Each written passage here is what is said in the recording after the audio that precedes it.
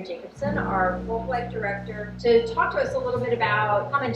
I'm really interested to hear about the folklore behind it and the importance of our food. So Marion, I will table over to you so you can tell us all about Haman. Thank you so much, Cara, and thanks to my amazing team for this great setup and what they're about to do. What they're about to do is to start baking some of these very funny looking pastries with a very funny sounding name, the Haman. So we're going to get that started first.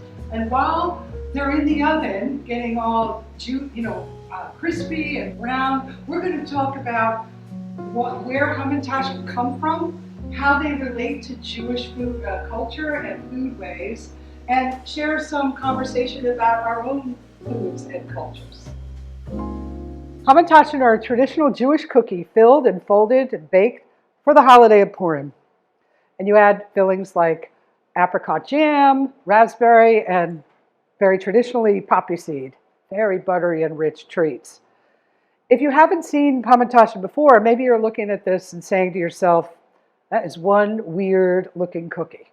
One weird looking cookie. Not sure if it should even be a dessert or a main dish or an appetizer. When I look at Haman, I see creativity, ingenuity, fusion, a response to cultural trauma. I see abundance and deprivation and displacement. I smell spices like cinnamon and clove that were traded and sold by my merchant Jewish ancestors. I see technique. I see migration, readaptation and upheaval, loss of culture and religion, celebration and family. I see my culture. Each of you has a culture. It doesn't matter if your family is 5-generation Morristown, from Italy, Nigeria, Spain, Sri Lanka, South Korea, Ireland. Our foods map our culture and tell stories that often go untold of migration, of colonies and tribes, of the state of New Jersey, of South Jersey. They also tell more intimate and local stories about our families and communities. You can read these stories. You can read these stories in Anna Felshen's Polish blessing baskets or Nana Kito's fufu. These are two of our culinary artisans presenting in Tastefully South Jersey programs some years back here at the Perkins Center at the Collingswood location. You can read these stories in foodways. And what is foodways? The way that we unpack these stories is foodways, the study of food and culture, people's culture through the lens of food.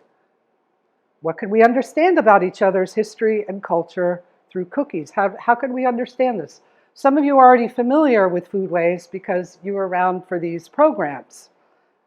So I hope that you'll participate with us in the discussion of what foodways is and how food tells our stories.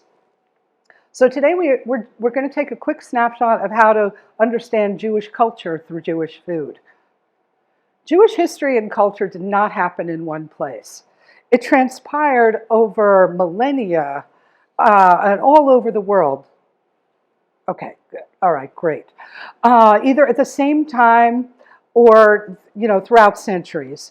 Changes, developments, crises, opportunities that originated in one locale, like the Iberian Peninsula, played out after the expulsion of the Jews by the Catholic monarchs through France, through Germany, through the Ottoman Empire, and later here in the Americas. Okay? Changes, developments, opportunities that originated in one locale played out beyond the borders of that one country and happened everywhere. National borders meant very little. Much of this is facilitated by migration and also trade, which brought Jews into contact with other people, going in and out of land inhabited by others who are both familiar and not, Jewish and not. Jews from all classes became cosmopolitan, learners by necessity, by and from all sorts of other people.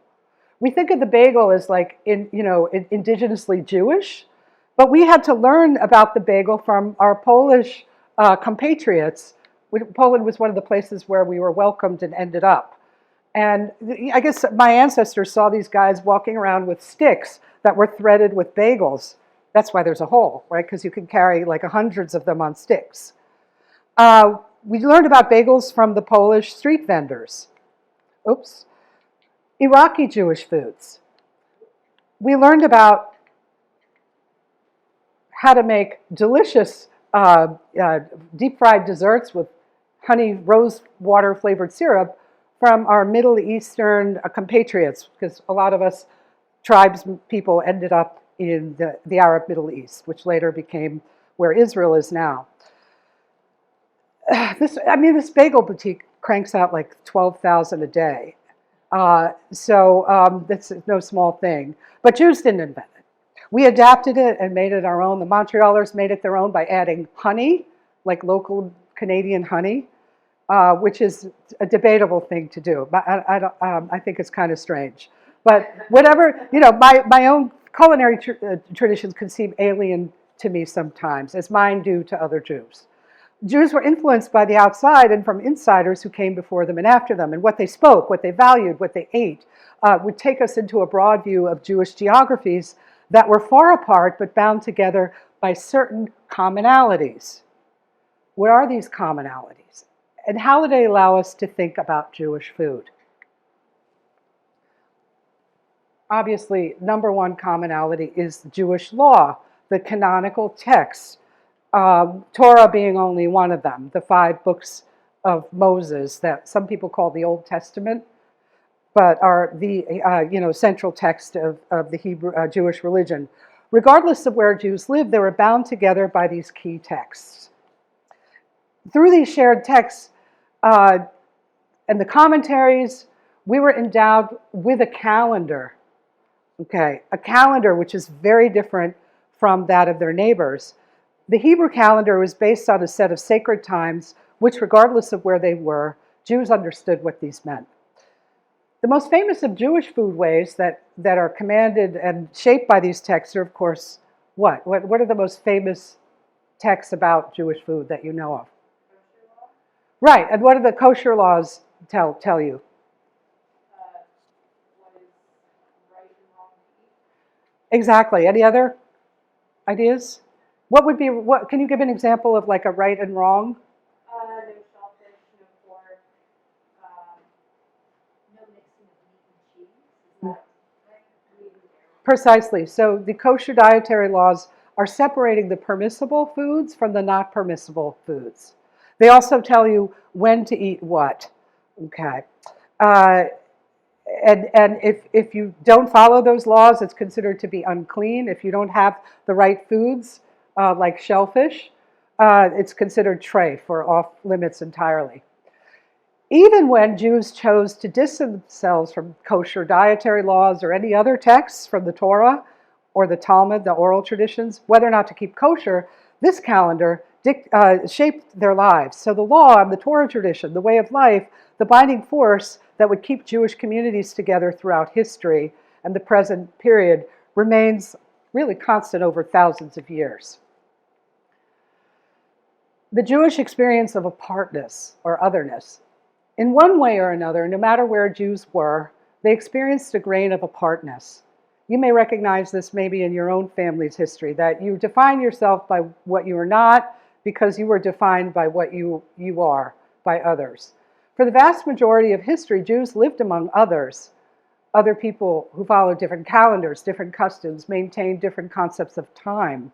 They always had to negotiate around other people among who they lived.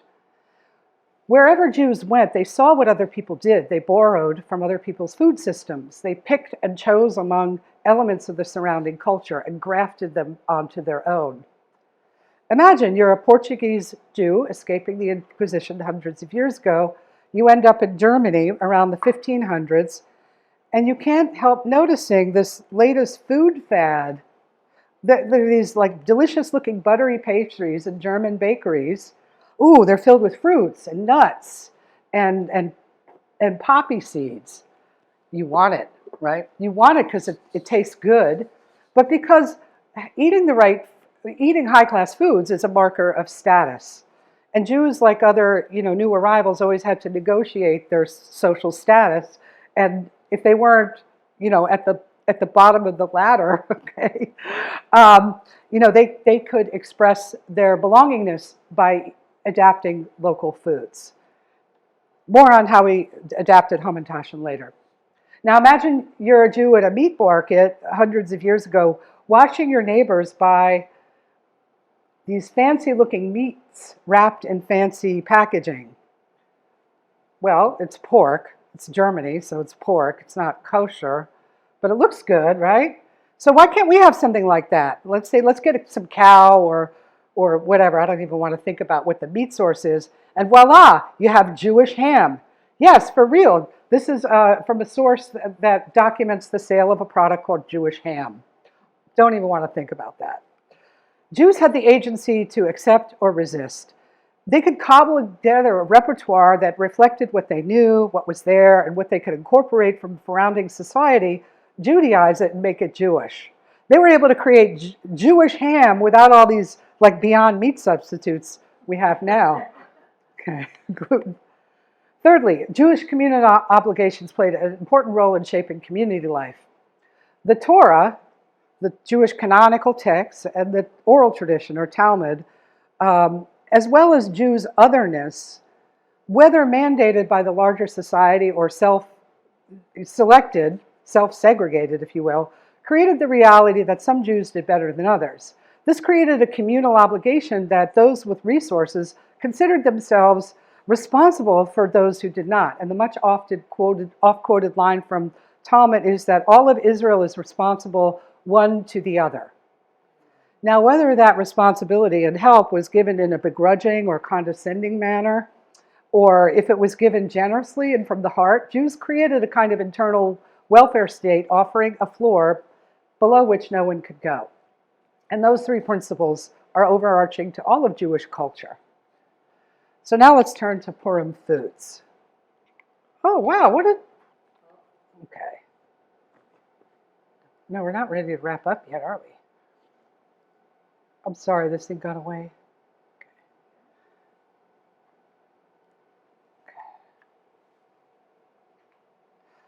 Okay.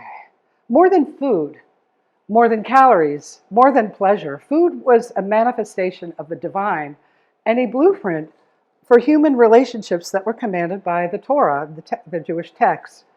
You talked about the kosher laws. So why do we separating one food from another and all that? That's a recipe for holiness, right? Because what you put in your body can make you pure or impure. Okay, but some Jews were commanded that they should not only eat the correct things, but feel satisfied. In the Talmud, human beings were warned that in the final judgment, they would be punished if they did not partake of some good food that their eyes had seen.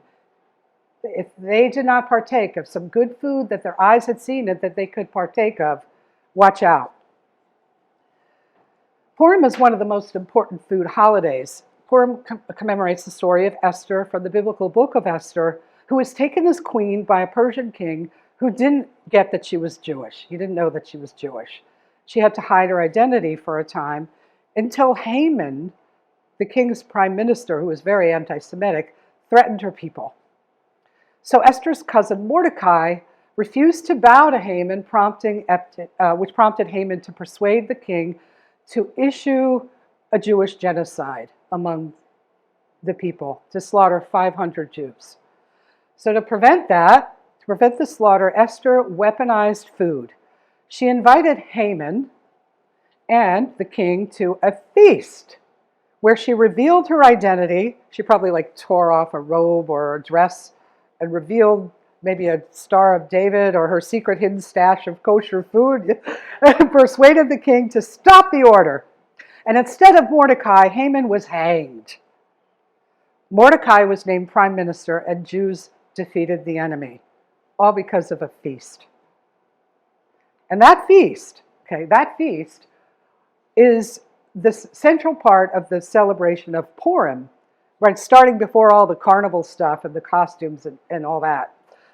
The celebration of Purim takes place in the Hebrew month of Adar, a time of celebration. And spring is afoot, right? So the Purim festival encompasses a feast, the coming of spring, the eating of sweets, especially Hamantaschen, which are this big usually, shared with family and friends. And this special meal here, which is being enjoyed by the Maccabees, a Jewish a cappella choir at Yeshiva U, who you heard sing the Purim song earlier. This special meal is called a Sudah. All right, Purim foods. You didn't expect to see a turkey here, did you? Okay. So probably I don't wonder where this idea came about. You don't know any other holiday that has turkey. But Purim Ashkenazic Jews, way before Thanksgiving, traditionally ate turkey, known to the Asian Jews as the most foolish among the birds, eaten as a reminder of that king who was dumb enough to be duped by his prime minister.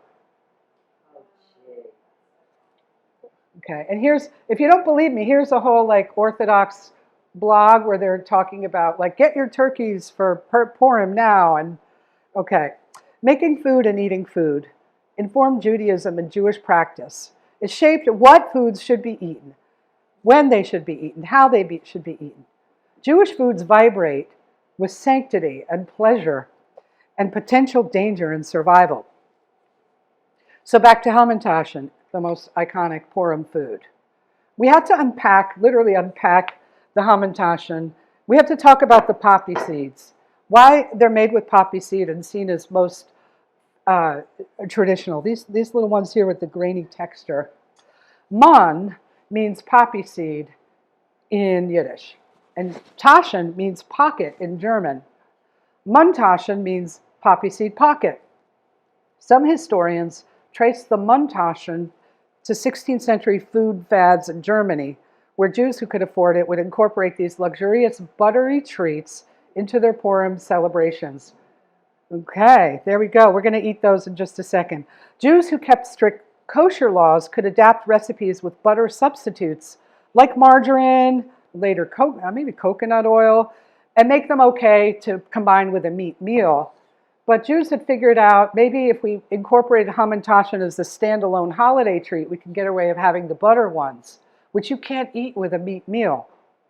Okay, now why poppy seeds? Maybe it's because they were available and affordable during the winter time. Or maybe because they came from the opium plant. Okay. All right, Jews might be uncomfortable with getting high off of pastry. So once again, they overlaid a textual meaning onto mun.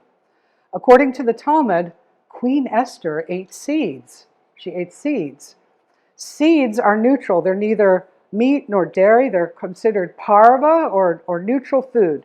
The seeds were part of Esther's effort to follow the kosher dietary laws while hiding her identity. Go figure. Maybe we should all eat seeds on Purim? Okay, maybe not. How poppy seeds became the chosen flavor of Purim.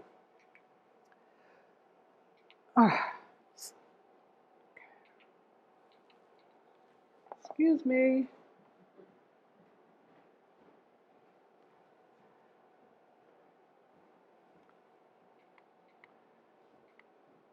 Okay. Jewish kids are taught that the pastry mimics the shape of Haman's hat, which you pointed out earlier, the three-cornered hat, and that Hamantaschen means Haman's hat, a tash being a hat. Haman lived centuries before this type of hat existed. If Hamantaschen were named after the evil villain Haman, that's a symbolic way for the Jewish people to destroy the enemy while devouring him. Cooks at home and communal bodies created community through food. Because Jews put so much importance on what got eaten, they revered food. They revered food. Food was tied up with that whole idea of charity and rectifying inequality and the need to disguise charity as gift giving. Right? In the Jewish tradition, we have this tradition of this anonymous way of giving gifts. To reduce the shame, to hide, the stigma against receiving charity. The Purim celebrations encompasses charitable donations and gifts of food. In some Orthodox communities, especially the Hasidim of Borough Park, where I've spent many Purims in years past, women and children prepare these elaborate gift baskets, or now order them on Amazon, stuff them with Hamantaschen to be delivered and shared with family and friends. And usually it's the male householders who are making those deliveries.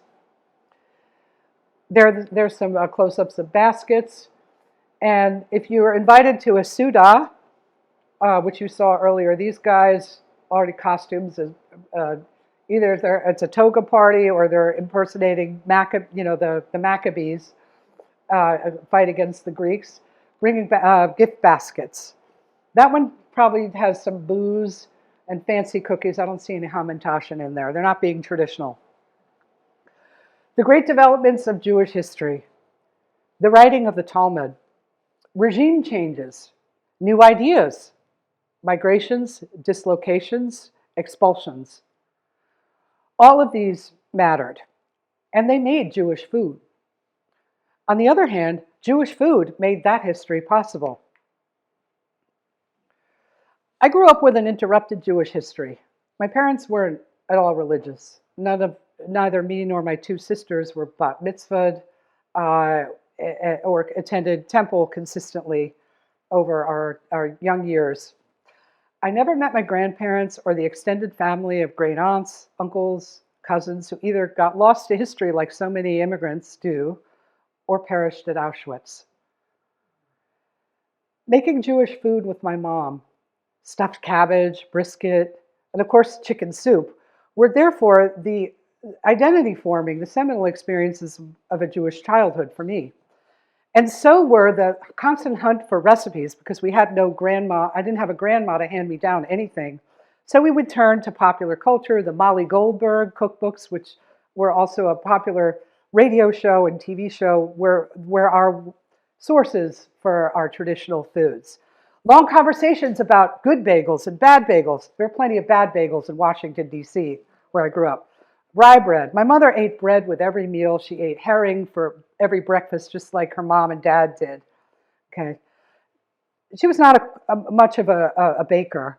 So I took up Jewish baking as a project when my kids were little, in honor of my ancestors and my grandparents, who I was denied the opportunity to ever meet. The study of bread, especially challah, the braided bread, the tinkering, the testing, the teasing out of new nuggets of information, the collapsing Hamantaschen cookies that don't seem to hold up. Now I'm baking Hamantaschen with my own kid who's 18. They're insisting on chocolate filling, which is a tough one because it oozes all over the place. But I have no doubt that my child, who has her own skills in baking, is going to figure out a way to make the center hold. All the surprises of trial and error, all the conversations with friends, with family, and now you all, my colleagues and my new friends. Okay, this is how a Jewish food tradition evolves, and I'm so glad that you could join me today and be part of this conversation, which will continue in just a moment. I got curious about one dish at a time, and I'm still learning. I hope you'll get curious about your own dishes. What's in that brown sauce? Does your mom make the best Indian food, even if she's Greek? Why is your auntie's flan the best? As you celebrate with family and friends post-COVID, I hope you take something away from what we talked about today. Build a deeper understanding that what we eat is so much more than what you like, so much more than what tastes good, so much more than what you ate growing up. What we eat says so much about where we're from and even more about who we want to be. Thank you very much.